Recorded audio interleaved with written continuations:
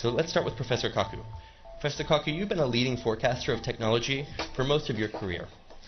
What do you think about the digital revolution that we've seen so far? Where is it going, and how might it interact with other forms of technological revolution in science, such as biotechnology? Well, in the coming years, computer chips will cost as little as a penny. That's cheaper than garbage, cheaper than scrap paper. So computer chips will be everywhere and nowhere, including our contact lenses.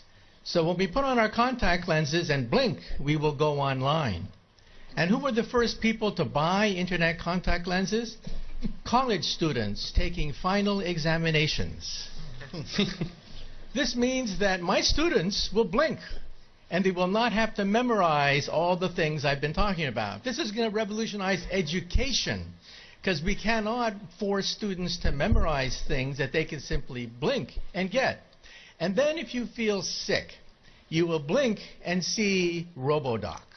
RoboDoc is artificially intelligent, talks to you in plain English or Russian or whatever, speaks any language, accesses the entire internet for sound medical advice, almost for free. This is going to revolutionize the medical establishment. We'll still have doctors, but doctors will use RoboDoc as an aid. And if you're in a car accident in a foreign country, you don't speak the language, you'll talk to your wristwatch and talk to RoboLawyer. RoboLawyer understands the law in any country, in any language. In fact, I personally believe that artificial intelligence, the robotics industry, will eventually become bigger than the automobile industry of today, because your automobile will become a robot. You will talk to it. You will argue with it. You'll have discussions with your car about the best route to take. And when you want to park the car, you simply tell your car, park yourself. And the car parks itself. This is going to revolutionize urban economics when you don't have to worry about parking anymore. And then the next organ to be digitized is the brain. You may not know this, but 2 years ago, scientists were able to upload the first memories. Memories can now be uploaded and downloaded. This makes possible BrainNet. BrainNet could be the next step in the evolution of the internet.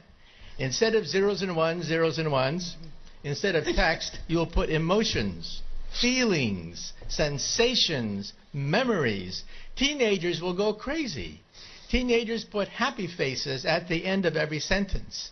Why bother to do that when you can put the emotion of your first dance, your first kiss, your first whatever, right there on the internet?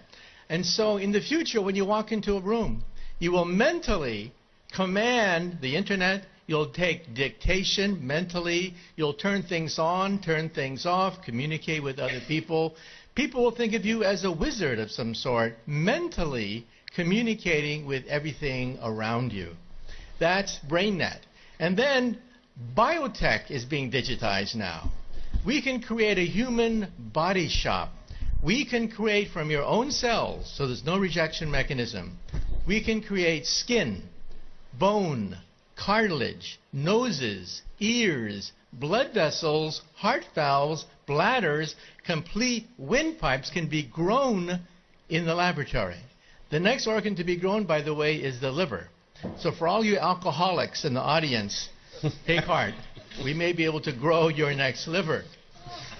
So even the economy is now being digitized into something I call perfect capitalism. You see, capitalism is based on supply and demand. But you don't know who's cheating you when you buy something. You don't know what the profit margin is. In the future, your contact lens will scan everything in a store, tell you who's cheating you, tell you who has the best product, what is the profit margin on every single thing that you can scan with your contact lens. And so capitalism becomes perfect. Perfect supply and demand. This means that there are winners and losers. The losers will be middlemen. Because why did Amazon become so big? Why did Airbnb, why did Uber become so quickly so large? Because they digitized the middlemen. So I tell my friends, if you want to become a billionaire, take an industry. Take any industry.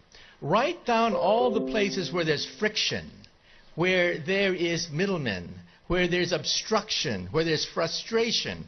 List all the places in any industry, digitize it, and you too could become another Amazon founder. Thank you, Professor. In good futurism, that is a future with both inspires and terrifies. So thank you.